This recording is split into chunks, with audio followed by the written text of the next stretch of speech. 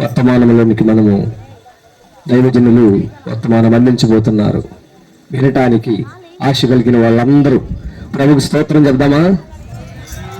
ప్రభుకు స్తోత్రం చెబుదామా? మీ తలలో పైకెత్తుడి. ఆమేన్. దేవునికి స్తోత్రం. దేవుని యొక్క అభిషేకము మీరందరూ ఈ రాత్రి పొందుకుందురు గాక. ఆత్మ చెప్తున్న మాట, శివుడు గలవాడు దేవునికి స్తోత్రం. శివుని ఒకసారి చూడండి, శివుడు తట్టండి. ఏదన్నా పొరపాటును ఏదన్నా వచ్చి మిమ్మల్ని అభ్యంతరపరుస్తుంటే యేసు నామములు అభ్యంతరపరిచే ప్రతి శక్తి బయటికి వెళ్ళిపోవును గాక. దేవుని ఆత్మ మీలో జ్వరబడి ఆత్మ కార్యాన్ని మీరు అనుభవించుదురుగాక. హల్లెలూయా. ఈ సమయమందు రావుగూడూరులో దేవుని పరిశీలన చేస్తున్న దైవజనులు మరి చంద్రబాబు గారు వచ్చి దైవ సందేశం అందించవలసిందిగా దైవజనులు వారిని ప్రేమతో ఆహ్వానిస్తాం. సప్పట్లు కొట్టి దైవజనుని స్థలములకు ఆహ్వానిద్దాం. స్తోత్రం. హల్లెలూయా.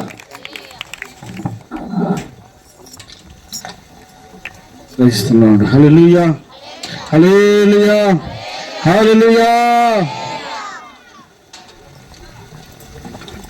దేవుడు తన కృప, తన వాత్సల్యత మనందరికీ అనుగ్రహించి ఈ స్థలమందు ఇటు రీతిగా ఈ కూడిక జరిగి మనమందరూ కూడా కన్నులారా ఈ కూడికలో సంతోషించుటకు దేవుడు మనకు అనుగ్రహించినటువంటి గొప్ప కృపను బట్టి సమస్త ఘనత దేవునికి కలుగునగాక. హల్లెలూయా, హల్లెలూయా. ఈ సమయంలో మన ప్రియులు రూబెన్ మినిస్ట్రీస్ డైరెక్టర్ గారైన డేవిడ్ పల్లె గారు, అలాగే అమ్మగారు వారి కుటుంబంతో కలిసి ఈ రూబెన్ మినిస్ట్రీస్ సంఘ క్షేమాభివృద్ధి కూడికల్లో భాగంగా ఈ కందుకూరు పట్టణంలో ఈ విధంగా జరిపించుకోవడానికి తన కృపనిచ్చినటువంటి దేవుని కృపలో ఈ రీతిగా జరిగించుకునేటువంటి ధన్యతనిచ్చాడు దేవుడు. ఈ కూడికకు చేరి వచ్చినటువంటి నా ఆత్మీయులకి హృదయపూర్వక వందనాలు తెలియజేస్తూ ఉన్నాను. అలాగే మమ్మల్ని అందరినీ బలపరుస్తూ నడిపిస్తున్నటువంటి దైవజనులు రూబెన్ మినిస్ట్రీస్ ప్రెసిడెంట్ గారైన యేసరత్నయ్య గారికి హృదయపూర్వక వందనాలు తెలియపరుస్తూ ఉన్నాను. అలాగే వేదిక నలకరించినటువంటి ఈ రూబెన్ మినిస్ట్రీస్ దైవ సేవకులందరికీ హృదయపూర్వక వందనాలు తెలియపరుస్తూ ఉన్నాను. ప్రత్యేకించి యూపీపీఎఫ్ నుంచి వచ్చి ఈ కూడికను పాల్గొనడానికి, అలాగే ఈ యొక్క సేవ పరిచర్యని ప్రోత్సహిస్తున్నటువంటి దైవజనులు వారందరికీ కూడా హృదయపూర్వక వందనాలు తెలియపరుస్తూ ఉన్నాను. అలాగే దైవజనులు గొప్ప పరిచర్య చేస్తూ ఉన్నటువంటి ఆత్మీయులు ఇక్కడ మహదేవపురంలో దేవుని పరిచర్య చేస్తున్నటువంటి యేసన్న గారికి కూడా హృదయపూర్వక వందనాలు తెలియపరుస్తూ ఉన్నాను. అలాగే వారి సంఘమునకు, అలాగే ఇక్కడ ఉన్నటువంటి చేరి వచ్చినటువంటి ఆత్మీయ బిడ్డలందరికీ కూడా హృదయపూర్వక వందనాలు తెలియపరుస్తూ ఉన్నాను. హల్లెలూయా, హల్లెలూయా. నీవు చేసిన ఉపకారములకు నేనేమి చెల్లింతును? నీవు చేసిన ఉపకారములకు నేనేమి చెల్లింతును?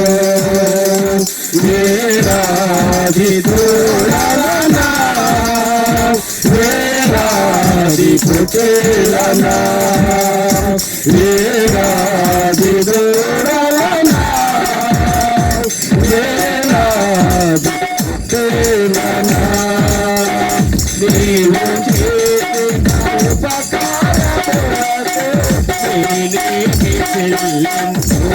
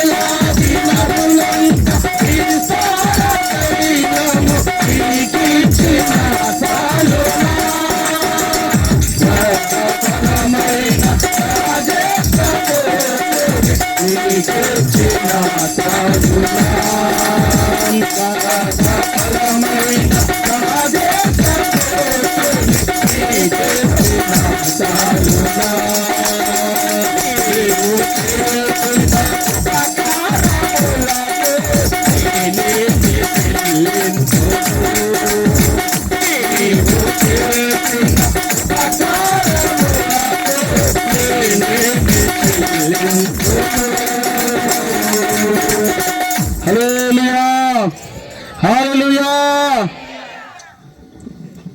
కొద్ది నిమిషాలు దేవుని యొక్క వర్తమానము పరిశుద్ధ గ్రంథంలో నుండి ప్రకటన గ్రంథం 1వ అధ్యాయము 3వ వచనం చదువుకుందాం.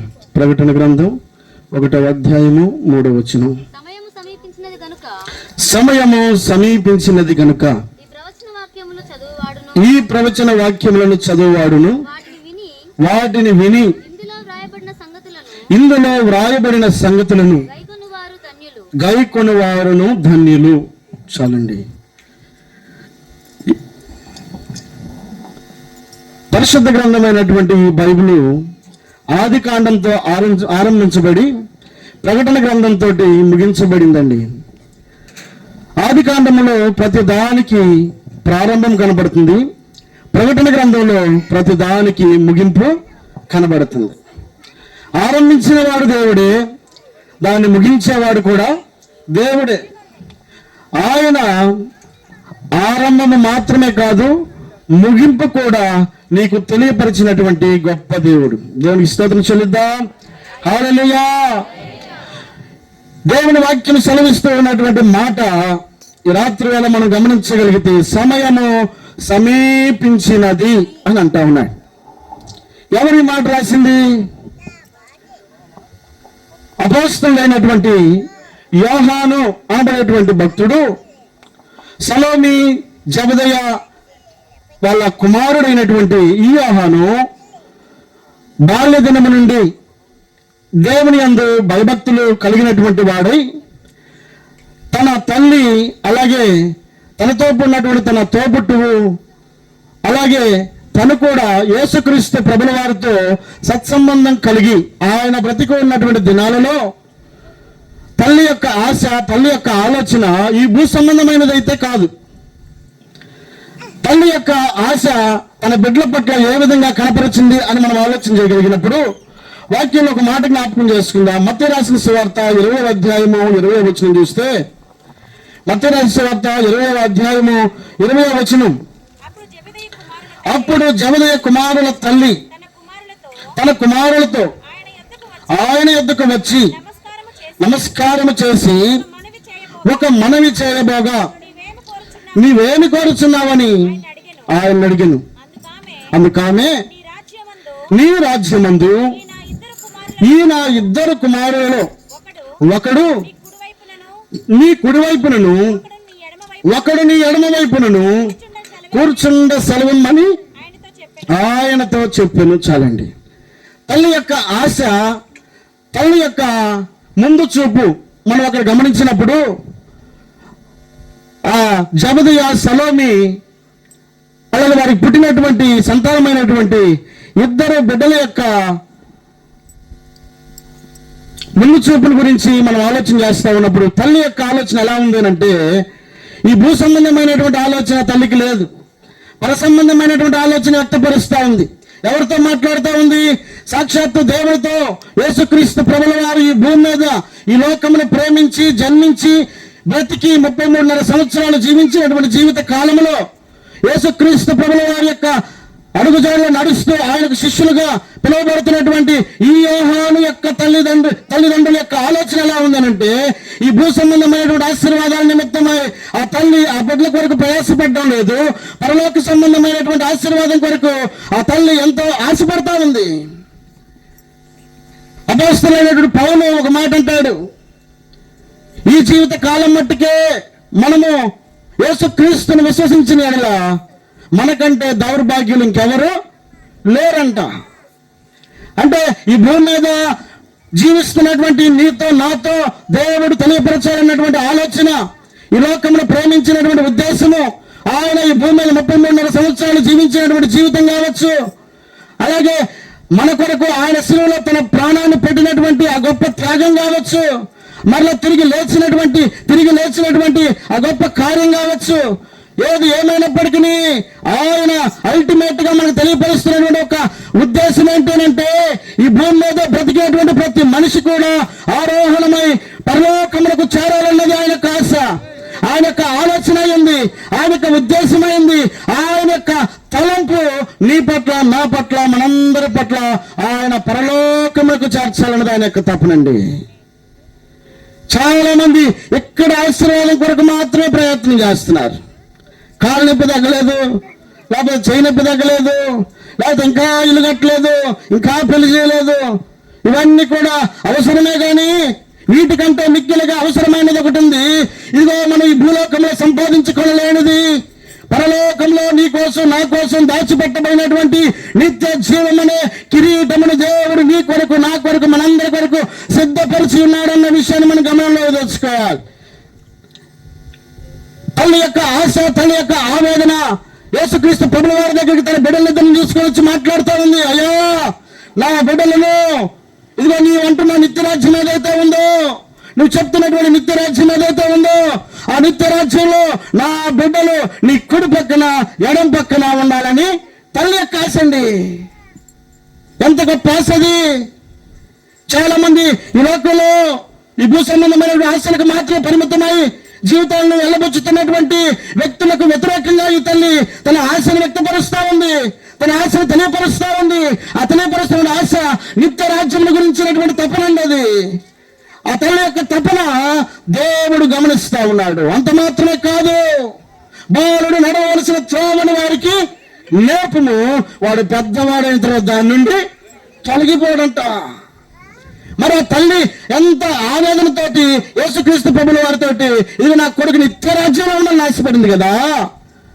గమనించినటువంటి కుమారులు నిత్యరాజ్యం గురించినటువంటి తపనతో ఉన్నాడండి ఈ యోహాను.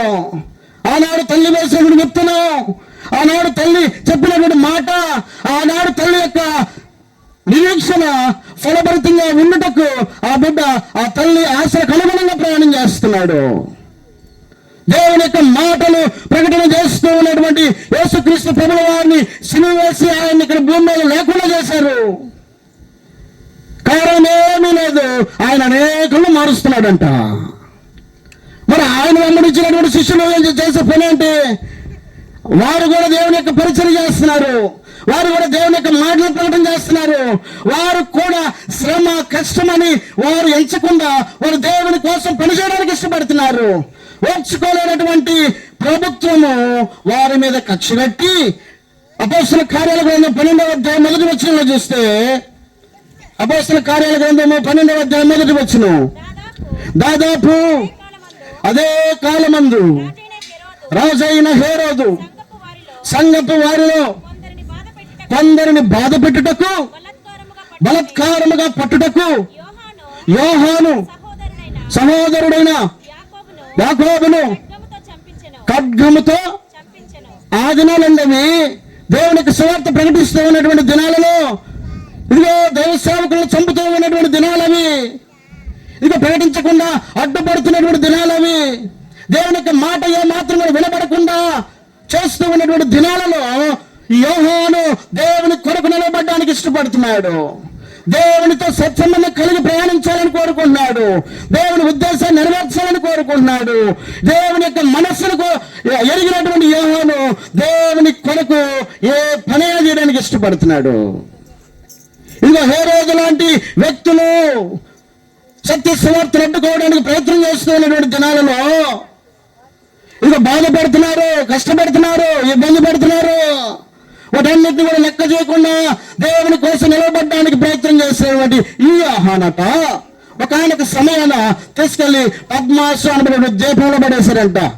కనబడిన మనుషులందరూ సువార్త చెబుతున్నాడని, వాళ్ళందరినీ కూడా మారుస్తున్నాడని, వారందరికీ కూడా దేవుని యొక్క జ్ఞానాన్ని నేర్పుతున్నాడని, వాళ్ళందరికీ కూడా సరైన మార్గాన్ని నిర్దేశాన్ని వారికి తెలియపరుస్తున్నాడని ఓర్చుకోలేనటువంటి నాటి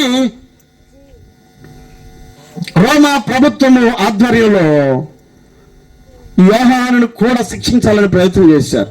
ఆగట్లా, కుదురుకున్నట్లా దేవుని పని చేయాలని తపనండి. యోహానికి ఎంతో తాపత్రయపడుతున్నాడు, శ్రమ పడుతున్నాడు, ఎన్నో రకాలైన ఆటంకాలు కలుగజేసినా కూడా లేదు దేవుని పని చేయాలని ముందు కొనసాగుతూ ఉంటే ఎట్టుంటా కుదరదని తీసుకెళ్ళి ఎక్కడ పడేశారు? మనుషులు ఎవరు లేనటువంటి నిర్మానుష్యమైనటువంటి ప్రాంతం అది. చుట్టూ సముద్ర ప్రాంతం, మధ్యలో 14 కిలోమీటర్ల పొడుగు, 13 కిలోమీటర్ల వెడల్పుతో నిండి ఉన్నటువంటి భూభాగమైనటువంటి పద్మాసు అనబడినటువంటి ద్వీపంలో చుట్టూ సముద్రం ఉంది. మధ్యలో మాత్రమే ఉన్నటువంటి ఆ భూభాగంలో తీసుకెళ్ళి పడేశారు. ఇక ఎంత గింజుకున్నా కూడా ఆ సముద్రంలోకి వస్తే చచ్చిపోతాడు. కాబట్టి ఇక ఏమాత్రం కూడా ఆటంకపరచగలిగినటువంటి ఛాయశక్తుల వారు ప్రయత్నం చేస్తున్నారు. మొత్తానికి పద్మాసన దీపంలో ఉన్నాడు, కానీ నడిచేటువంటి కాలంట కుదురుగా ఉండదు. దేవుని యొక్క సువార్త అడ్డుకున్నారు, కానీ తన మనసులో ఉన్నటువంటి తపన ఎవరు అడ్డుకుంటారండి? కాబట్టి ఇదిగో కూర్చొని దేవునితో ప్రార్థన చేస్తున్నాడు, చెరసాలలో దేవునితో ప్రార్థన చేస్తున్నాడు. ఎవరు మనుషులు లేరని వారు ఆనందపడుతున్నారు, కానీ ఇదిగో యోహానుతో దేవునితో ముఖాముఖిగా మాట్లాడుకున్నాడన్న విషయాన్ని గ్రహించలేకపోయారు. కాబట్టి ఆ యోహానుతో దేవుడు మాట్లాడినటువంటి మాట ఈ ప్రకటన గ్రంథం అంతటిని కూడా దేవుడు పొందుపరిచాడండి. యోహాను దేవుడు తనతో మాట్లాడినటువంటి మాటలు పద్మాసు ద్వీపంలో కష్ట సమయంలో, కృంగిపోయిన సమయంలో దేవుడితో అతను ప్రార్థించగా దేవుడు మాట్లాడిన కూడా ఈ ప్రకటన గ్రంథంలో దేవుడు పొందుపరిచి ఉన్నాడు. అంత్యకాలమున జరగబోయే ప్రతి సంగతులను తెలియపరిచి ఉన్నాడు. కాబట్టి ఆ మాటలలో ఈ రాత్రి వేళ దేవుడు జ్ఞాపకం చేస్తున్నటువంటి మాట ఏమిటంటే, ఆయన అంటాడు, ఇదిగో వాక్యమును విని దానిని గైకొనేవాడు ధన్యుడు అని అంటున్నాడు. దేవుడు తెలియపరుస్తున్న మాట, యోహాను భక్తుడు రాసిన మాట. ఈ రాత్రి వేళ నీవు నేను ఎరిగి ఉండాల్సిన సత్యము దేవుడు జ్ఞాపకం చేస్తున్నాడు. ధన్యత, దేవుని యొక్క మాట విని దాన్ని గైకొనడం ధన్యత. యోహాను సువార్తలో దేవుని యొక్క మాట గురించి ఆయన అంటాడు, మొదటి అధ్యాయం 1వ వచనం అంటాడు, ఆది యందు వాక్యం ఉండెను, వాక్యము దేవుని యొద్ద ఉండెను, వాక్యమే దేవుడై ఉండెను. కాబట్టి ఆ దేవుడై ఉన్న వాక్యం ఏదైతే ఉందో ఆ వాక్యమును విని దాన్ని గైకొనేవాడు ధన్యుడు. ఈ భూలోకములో ఉండగా దేవుని యొక్క వాక్యమును మనం వినాలి. ఎందుకనంటే దేవుని యొక్క వాక్యము మనను నిత్యరాజ్యానికి చేరుస్తుంది. దేవుని యొక్క వాక్యము మనను పరలోకములకు చేరుస్తుంది. దేవుని యొక్క వాక్యము పరిశుద్ధులు నివసించేటువంటి పునాదులు కలిగిన పట్టణంలో మనం నిలబెడుతుందండి. దేవునికి మహిమ కలుగును గాక. హల్లెలూయా. కాబట్టి దేవుని వాక్యము రాత్రి వేళ ఎంతో విలువైనదన్న విషయాన్ని దేవుడు సుస్పష్టంగా ముగింపు గ్రంథంలో దేవుడు రాశాడండి. ముగింపులో దేవుడు పలికినటువంటి మాట, వాక్యమును విని దాన్ని గైకొనేవాడు ధన్యుడు. వాక్యమును విని గైకొనాలి. ఏం చెప్తుంది వాక్యం? వాక్యంలో రాయబడినటువంటి మాట ఏమిటి? వాక్యంలో నీవు నేను నేర్చుకోవాల్సిన సత్యం ఏంటి? మనం జ్ఞాపకం చేసుకుంటా ఉన్నప్పుడు భక్తులైన వారు కొందరు మాట్లాడుతున్నారు. ఆయన అంటాడు కదా, ఎబ్రియులకు రాసిన పత్రిక 13వ అధ్యాయం 14వ వచనంలో అపోస్తలుడైన పౌలు గారు అంటాడు, ఎబ్రియులకు రాసిన పత్రిక 13వ అధ్యాయం 14వ వచనం, నిలువరమైన పట్టణము మనకిక్కడ లేదు, ఉండబోవచ్చున్న దాని కొరకు ఎదురు చూచుచున్నాము. నేను స్తోత్రం చెల్లిద్దాం. హల్లెలూయా. నిలువరమైన పట్టణం ఇక్కడ లేదు మనకి. ఎన్ని పునాదులు వేసి మనం ఇక్కడ కట్టినా ఇదిగో చాలా చోట్ల భూకంపం వచ్చి తలకిందలైపోతున్నాయండి. పేక మేడలో కూలిపోతున్నాయి బిల్డింగులు సైతం. పెద్ద పెద్ద ఇంజనీరింగ్లు కట్టారు, కానీ అవి నిలబెట్టడానికి యోగ్యత దేవుడు అనుగ్రహించలేదు. ఏదో ఒక రోజు ఈ భూమి మీద ఉన్నటువంటి సర్వము కూడా అంతమైపోద్ది. ఏది కూడా నిలబడడానికి అవకాశం లేదు. నీవు నేను ఎరిగి ఉండాల్సిన సత్యం ఏంటంటే, నిత్యమైనది నైనా పరలోకం అనేది ఒకటి ఉంది. ఇదిగో భూలోకంలో ఉన్నటువంటి అన్ని కూడా ఒకరోజు శిథిలమైపోతాయండి. ఏవి కూడా కనబడవిక. కొంతకాలం మట్టికే ఈ భూమి మీద మనం సంతోషించడానికి యోగ్యంగా దేవుడు నిలబెట్టాడు ఇక్కడ. కాబట్టి ఆ యోగ్యమైనటువంటి ఆ సమయాన్ని నీవు సద్వినియోగపరచుకునే నిమిత్తమై దేవుని వాక్యం ఏం చెప్తుందో మనం వినాలి. వాక్యమును విని దాన్ని గైకొనేవాడు ధన్యుడై ఉన్నాడు. ఆ వాక్యం మనకి ఏమని తెలియపరుస్తా ఉంది? అపోస్తలుడైన పౌలు గారు అంటున్నాడు, ఇదిగో నీ నిలువరమైన పట్టణము మనకి ఇక్కడ లేదు, గాని ఉండబోవచ్చున్న దాని కొరకు మనము ఎదురు చూచుచున్నాము. ఉండబోవు దాని కొరకు, ఉండబోవు దాని కొరకు ముందు చూపు ప్రతి ఒక్కరికి కూడా అవసరమైంది. ఆ ముందు చూపు గురించినటువంటి ఆలోచన దేవుడు జ్ఞాపకం చేస్తున్నాడు. నిలవరమైన పట్టణము మనకి ఇక్కడ లేదు, ఇది శాశ్వతమైనది కాదు. అదే భక్తులు అంటాడు కదా, ఇదిగో మొత్తం 2 కొరింథీయులకు రాసిన పత్రిక 5వ అధ్యాయం 1వ వచనంలో రాయబడింది.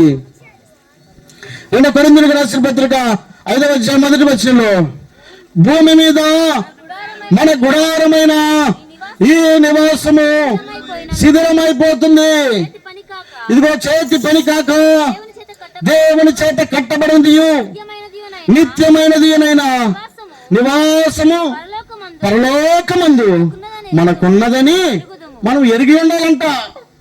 పరలోకంలో నిత్యమైన నివాసం మనకుంది. భూమి మీద మన గుడారమైన ఈ నివాసము, ఇది మన శరీరం కావచ్చు, మన కట్టుకున్నటువంటి గృహాలు కావచ్చు, ఏది ఏమైనప్పటికీ భూమి మీద మన గుడారమైన ఈ నివాసము ఒకరోజు శిథిలమైపోతుంది, ఒకరోజు ఇది కనబడదు. కాబట్టి పునాదులు కలిగిన ఏమంటాడు ఇక్కడ,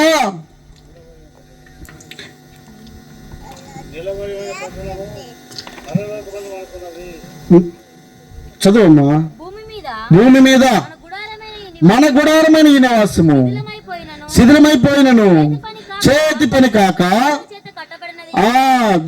దేవుని చేత కట్టబడినది నిత్యమైనది నివాసము పరలోకమందు మనకున్నదని ఎరుగుదము. పరలోకమందు మనకుంది, నిత్యమైన నివాసం మనకుంది. భూమి మీద ఉన్నప్పుడు అబ్రహాము అనబడేటువంటి గొప్ప దైవజనుడు దేవుని చేత ఆశీర్వదించబడ్డాడు. కలిసి నివసించలేనంతగా లోతు అబ్రహాము కలిసి నివసించలేనంతగా గొప్ప ఆశీర్వాదమును కళ్ళారా చూశాడండి. ఎంతో మంది పనివారు ఉన్నారు, కావలసిన భోగభాగ్యాలు కళ్ళ ముందు కనబడతా ఉన్నాయి. ఆనందించే సంతోషించే సదవకాశాలు ఎన్నో ఉన్నాయి. ఎన్నో పరిస్థితులు తన కళ్ళ ముందు, ఉన్నతమైన స్థితిలో నిలబెట్టేటువంటి పరిస్థితులు తన కళ్ళ ముందు కనబడతా ఉన్నాయండి.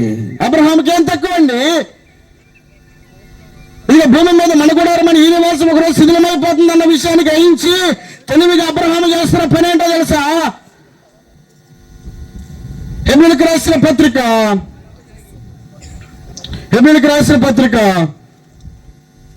11వ అధ్యాయం 10వ వచనం, ఏలయనగా దేవుడు దేనికి శిల్పియు నిర్మాణకుడై ఉన్నాడు, పునాదులు గల ఆ పట్టణం కొరకు అబ్రహాము ఎదురు చూచుచుండెను. అబ్రహాం ఎదురు చూస్తున్నాడంట. పునాదులు కలిగిన పట్టణం కోసం ఎదురు చూస్తున్నాడు. కావలసిన ఆస్తి తక్కువే కాదు, ఆరోగ్యం తక్కువే కాదు, బిడ్డలు తక్కువే కాదు, సంపద తక్కువే కాదు, కావలసినంత పనివారు ఉన్నారు, కావలసినంత ఆస్తి సమకూర్చబడి ఉంది.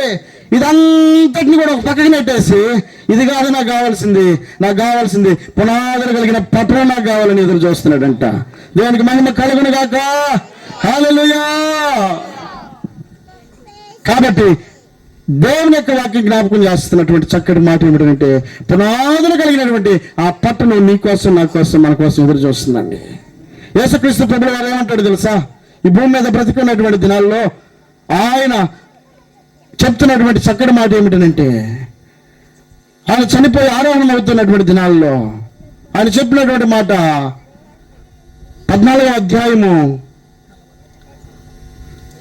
యోహాను సువార్త 14వ అధ్యాయము 1వ వచనం, మీ హృదయములను కలవరపడనీయకుడి, దేవుని యందు విశ్వాసం ఉంచుచున్నారు, నా యందును విశ్వాసముంచుడి, నా తండ్రి ఇంట అనేక నివాసములు కలవు, లేని యెడల నీతో చెప్పుదును, మీకు స్థలము సిద్ధపరచ వెళ్ళుచున్నాను. నేను వెళ్ళి మీకు స్థలము సిద్ధపరచిన యెడల నేనుండు స్థలములో మీరును ఉండులాగున, నేనుండే స్థలములో మీరును ఉండులాగున. ఎంత గొప్ప దేవుడు అండి మన దేవుడు. ఇదిగో గేటు బయట నిలబెట్టేవాడు కాదు, ఆగి నేను వస్తాను నువ్వు లోపల రాగాకని చెప్పలేనివాడు కాదు. ఆయన ఆంక్షలు విధించే దేవుడు కాదు. నీకు నాకు మనందరికి పరిచయం అయినటువంటి గొప్ప దేవుడు, నీవు నేను నమ్మినటువంటి గొప్ప దేవుడు. ఇదిగో సర్వ లోకములకు ఆయన సృష్టికర్త ఉన్నటువంటి ఆ గొప్ప దేవుడు అంటున్న మాట ఏమిటంటే, ఇక యేసుక్రీస్తు అందరికీ ప్రభు అని అపోస్తలులైన పేతురు గారు చెప్తాడండి. ఎందుకనంటే ఆయనకి ఏ భేదమో లేదు, కులమత భేదాలు ఏవి కూడా ఆయనకి లేవండి. హెచ్చు తగ్గులు తారతమ్యాలు అంతకంటే లేవు. ఆయన చెప్పే ప్రతి సూత్రము లోకమునకు విరుద్ధంగా కనబడుతుంది. కనుక లోకం యాక్సెప్ట్ చేయట్లా, లోకం ఆయన్ని అంగీకరించడానికి ఇష్టపడడం లేదు. ఆయన ప్రతిది భేదలు కటాక్షించేవాడు ధన్యుడు అని అంటాడండి. ఎవరండి భేదల దగ్గర తీసుకునేది?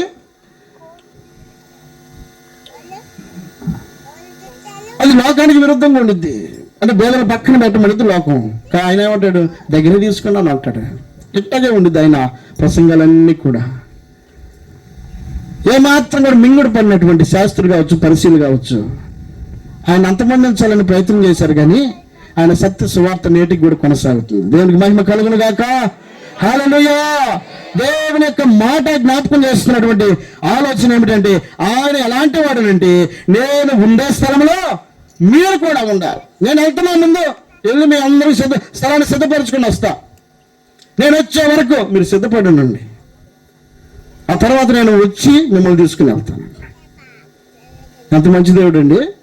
ఆయన ఉండే స్థలంలో మనకు అవకాశం ఇవ్వాలని ఇష్టపడుతున్నాడు. మంచిదే. ఆయన తలంపు మంచిదే, ఆయన ఉద్దేశం మంచిదే. నేనుండే స్థలంలో మీరున్నానంటున్నాడు. అక్కడ ఒక లాజిక్ పెట్టాడు, మీరు సిద్ధపడి ఉండండి అని అన్నాడండి.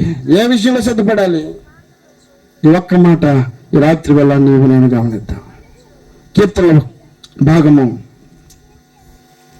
మత్తయి రాసిన సువార్త 5వ అధ్యాయం 3వ వచనం.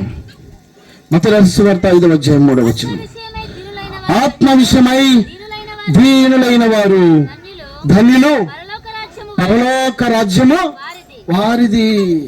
ఎవరికి దేవుడు స్థలాన్ని సిద్ధపరచడానికి వెళ్ళాడు?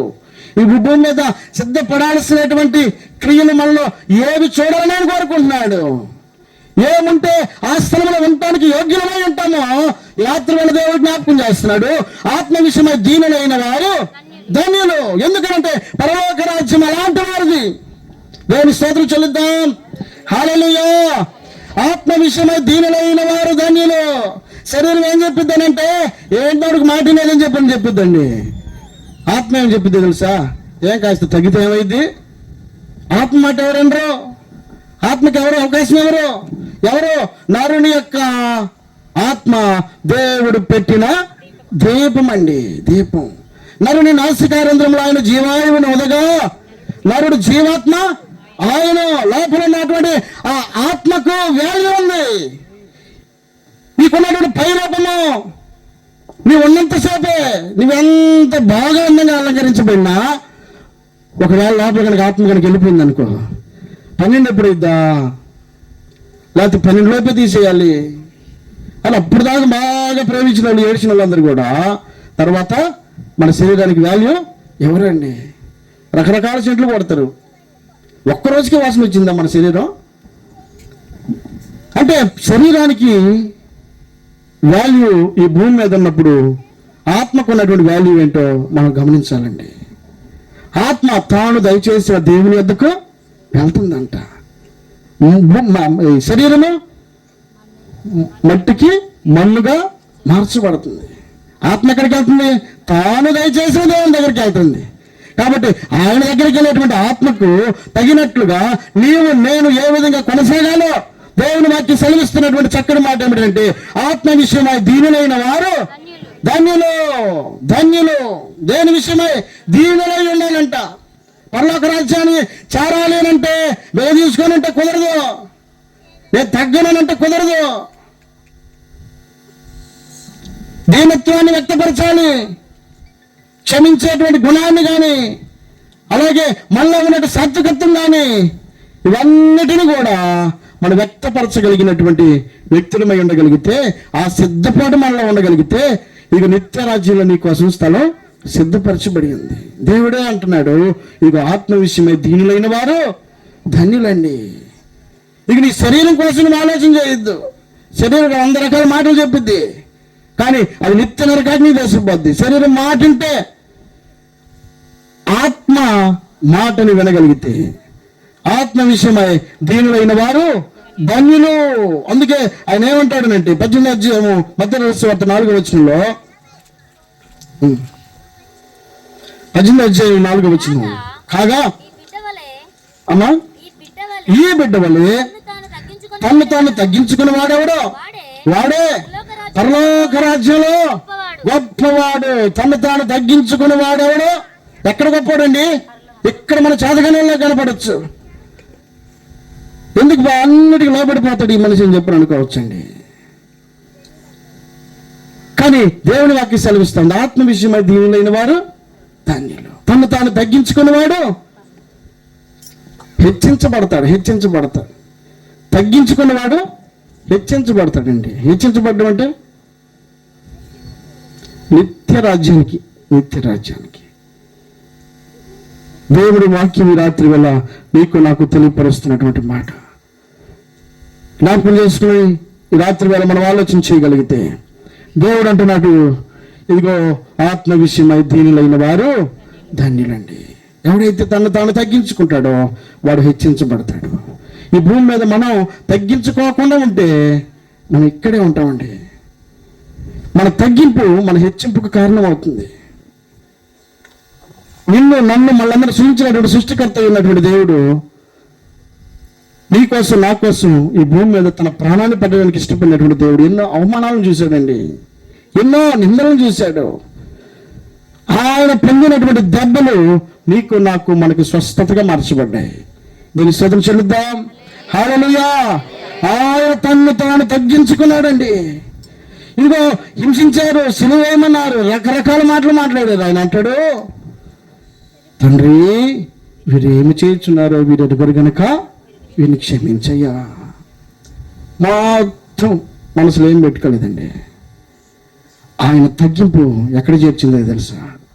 పరలోక రాజ్యానికి తండ్రి కుడిపరచున నీ కోసం నా కోసం స్థలం సిద్ధపరచడానికి వెళ్ళే అర్హత ఈ భూమి మీద ఆయన సంపాదించుకున్నాడు. ఈ రాత్రి వేళ నీవు నేను మనం కూడా నిత్య రాజ్యానికి మన వారసులం అవ్వాలి అని అంటే ఈ భూమి మీద మనం తగ్గించుకున్న వారమై ఉండగలిగితే దేవుని యొక్క నిత్య రాజ్యాన్ని మనం అందరం కూడా అనుభవించడానికి అర్హత కలిగిన వారమై ఉంటాం. దేవుడి మాటలు దీవించునుగాక. ఆమేన్. సంబంధించినటువంటి దైవజనులకి హృదయపూర్వక వందనాలు.